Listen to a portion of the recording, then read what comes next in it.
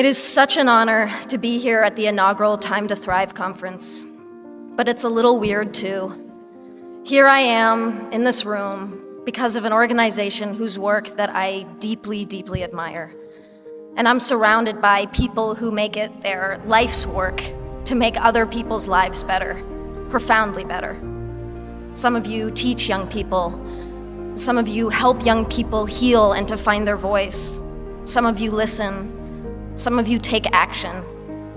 Some of you are young people yourselves, in which case it's even weirder for a person like me to be speaking to you. It's weird because here I am, an actress, representing, at least in some sense, an industry that places crushing standards on all of us. And not just young people, everyone. Standards of beauty, of a good life, of success.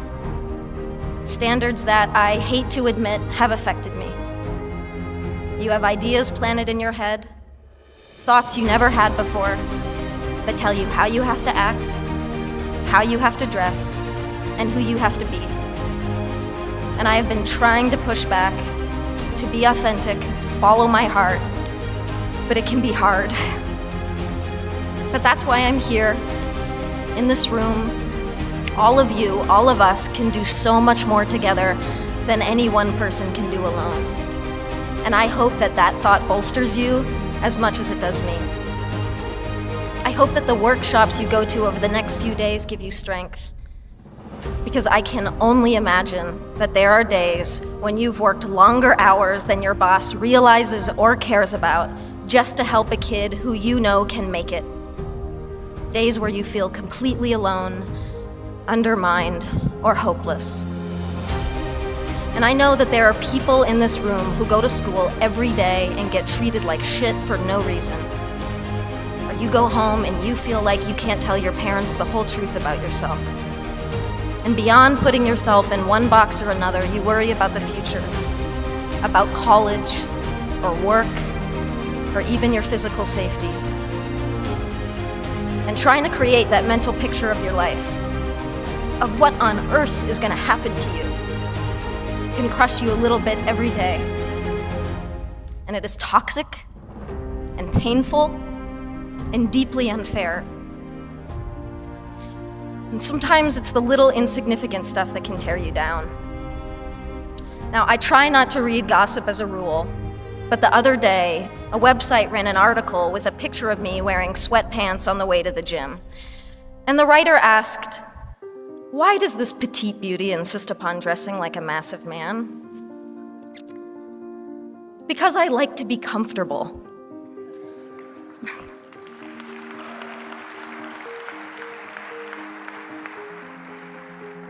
There are pervasive stereotypes about masculinity and femininity that define how we're all supposed to act, dress, and speak, and they serve no one.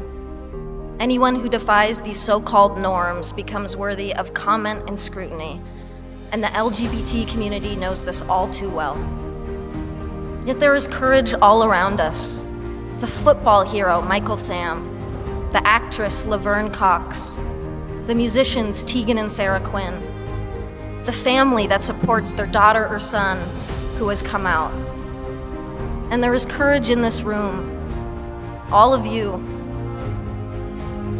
And I'm inspired to be in this room because every single one of you is here for the same reason. You're here because you've adopted as a core motivation the simple fact that this world would be a whole lot better if we just made an effort to be less horrible to one another.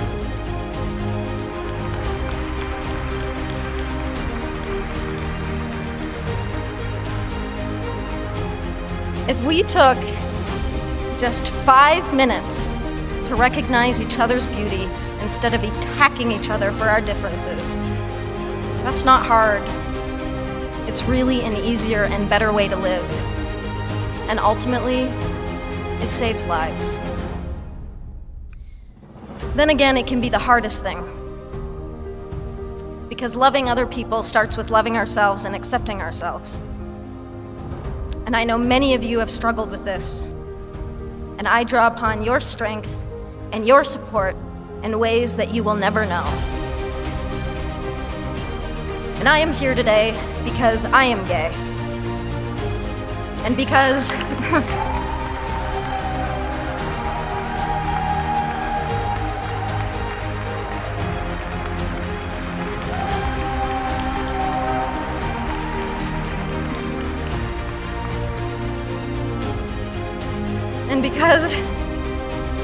maybe I can make a difference to help others have an easier and more hopeful time.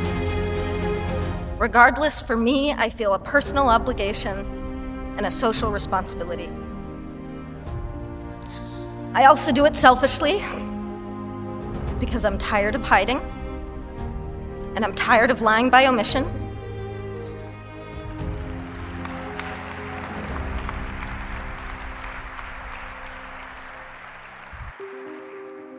I suffered for years because I was scared to be out.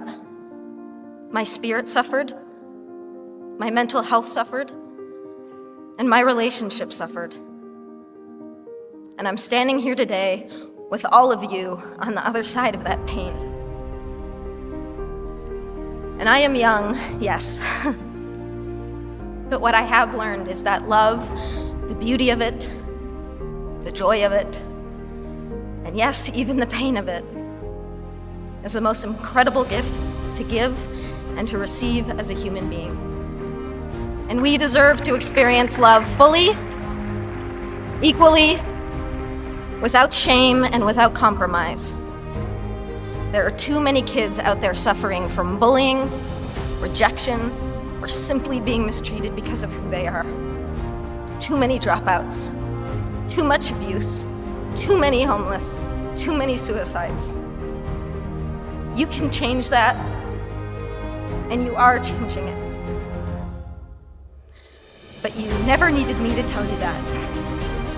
And that's why this was a little bit weird.